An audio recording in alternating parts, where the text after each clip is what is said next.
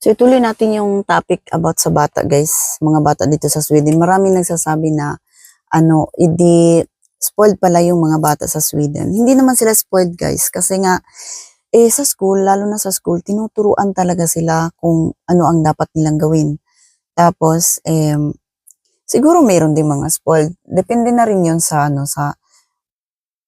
alam mo naman kahit saan naman talaga no. At saka lalo na sa kung paano yung mga magulang nagdisiplina sa mga bata. Kasi kahit nga tinuturuan sila sa school, ang importante talaga sa bahay kung paano mo dinadala tinuturuan yung mga bata, yung mga anak mo.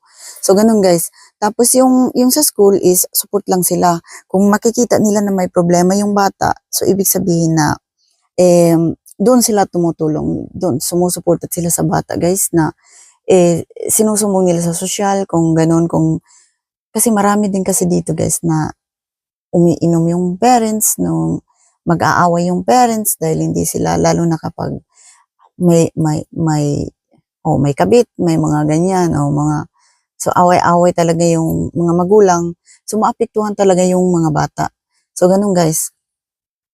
So pag makita yan ng mga guro sa eskwelahan, talagang bigyan nila ng pansin yung bata. Tapos isusumbong talaga nila yan sa sosyal, tapos ipapatawag talaga yung magulang. So ganun. Tungkol naman sa pagdisiplina guys, kasi yung discipline, maganda rin, tinuturuan din talaga ang mga bata dito sa school. Grabe, maganda rin ang nila. Maganda rin sila magbigay